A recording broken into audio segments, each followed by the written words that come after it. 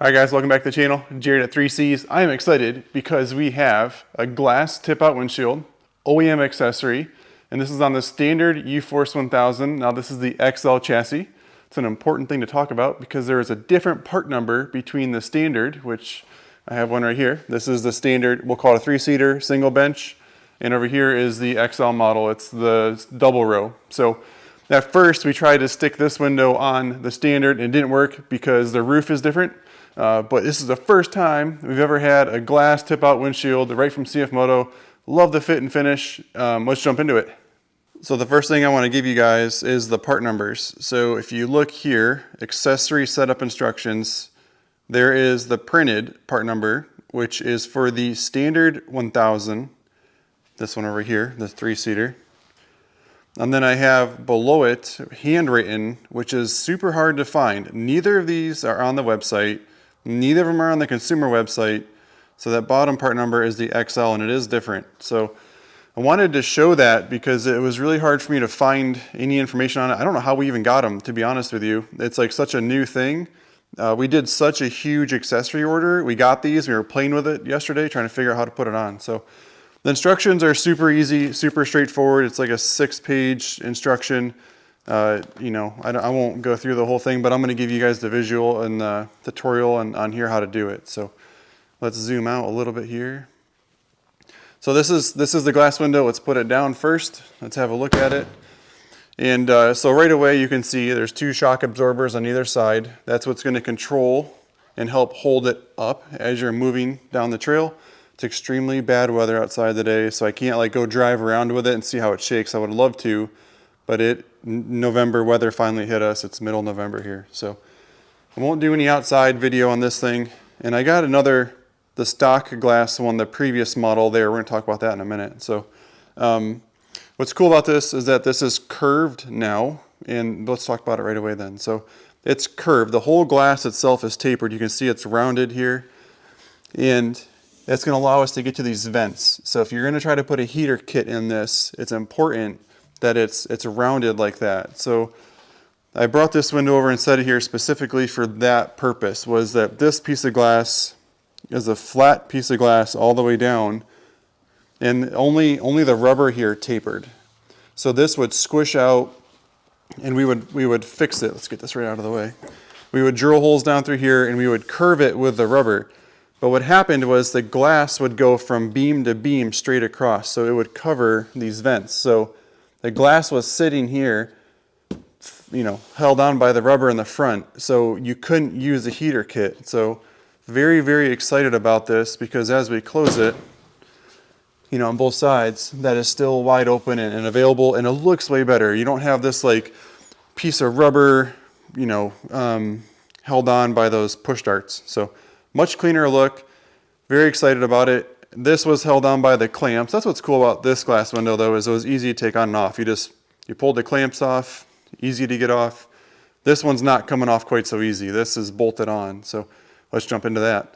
So the first thing we'll do is just kind of talk about the function of it. So as you're sitting inside, I'm going to lock it in. So here's our mechanism. That's locked. So now it's squishing the rubber gaskets, and there's gaskets all over on this, and I'll show you more about that in a minute. But it's squishing everything nice and tight. There's maybe one baby air gap right there. I know you can kind of see the air, but other than that, there you can see the light. You know, everything you got to seal all the way around it. So I think consumers are expecting more and more of a perfectly sealed cab as we move forward. And what's cool with this is it does have that mode where you can go out like 1.5 inches here, 2 inches, and you kind of rock it down in and push down. So now it's locked in and you have an air gap, which is going to be important on the hot days, right? So let me get out right here and we'll show you this. You can see all the way down through here. We're going to get some airflow for the driver as you're riding along. So let's give it the wiggle test. You know, it's durable. I don't know like if you're going to do 100 mile an hour with that, but typically you're not anyway on an XL model. So there's cracked version, which is nice. And then the last mode is going to be grabbing the handle and just pushing forward on it. But before I did it, I kind of wanted to talk about the stiffness of it or how I feel about it. So you just got to give it a good little push, and then it goes on its own. You can see that it went right up on its own. And then I'm going to grab it, and it's not a lot of force. I've got 2 fingers on it. Now over time, I don't know how these shock cylinders are gonna hold up or if they'll start to get weak or not. So I'm gonna push up one more time, kind of open it up. You can hear it going up. And as I'm sitting here, I'm 6'4", so let's bring it down to normal height for, let's see, most people are probably gonna be looking here. It is not obstructing any of my view.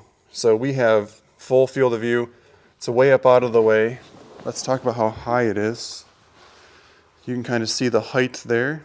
So the only thing you really have to be careful with of these is like if you're in the woods and you're going around corners, then like the trees, branches are sticking up, you've got to be careful with these corners up here. Because your eyes are usually down here like watching your front tire, making sure you're not clipping it with the tire.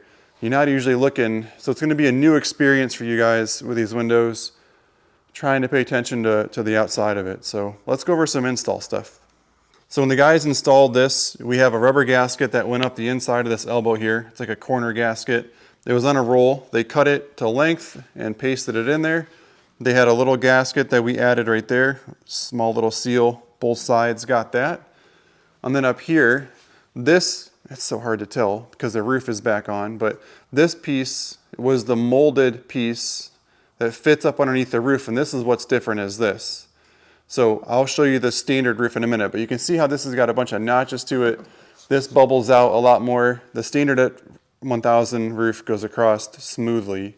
So this is different. We did add a seal in here, and then you can see the window itself has a rubber gasket all the way around. So between this rubber gasket and this rubber gasket, CF Moto's really stepped up their game with trying to keep it clean on the inside. So one quick side note on install is these are like torque-proof bolts. So what happens is as you're tightening it, if you tighten it too much, it'll snap the head of it off, and that way you don't over-tighten the bracket. We didn't use these. We weren't comfortable with that, and I'll show you why. Because you can't see it. Tom said, so you're supposed to take the roof completely off when you install these accessories. What we usually do is unscrew the front of it and put a block of wood in here, and it just tips the roof off. That way you're not taking the whole thing off. But anyway, right in here, up underneath, you can't see it. There's 2 on each side. 1, 2 over here, and then there's 2 on that side. He said they're recessed down in, so you have a long socket on it, and as you're tightening it, if this snapped off, you can never take this window off, because on the back side, here's the back side of the bolt right there. You know, as you put a wrench on this to loosen it, if this was snapped off, you have no way to put a wrench on the outside of that. So Tom wasn't comfortable with that, especially if you want to take this off in the summer or whatever. You don't want this on there. So our side note for us, and this is a 3C's tech tip, is going to be to just get an equal thread bolt and just be careful when you're tightening it not to over torque it, because these are lock nuts on here. So, you know, you don't have to be mega tight with them. They're not going to unthread on their own. So that's a side note from us here at the shop, is maybe don't use the 4 recommended bolts. Come up with something on your own. We have tons of bolt bins here at the shop. So that's what we used. It obviously still is ready for a windshield wiper, and it's going to be a different part number. So keep that in mind. So you can see these knockouts are going to be used. And let's just show you the roof difference. So here's like the roof on the XL model. We originally tried to stick it on this. We had this all propped up. See how this is way different, how it's flatter? The whole roof is a completely different design. So I'm not really sure why, because usually CF Moto is really good about keeping things the same on models, like for simplicity. But now they have 2 different part numbers. So anyway, that is the new glass tip out windshield. Really cool from CF Moto.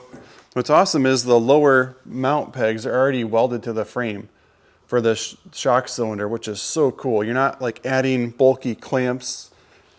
Some of the aftermarket companies have like the poly tip out windows, and they're a lot of work to install because you got clamps all over.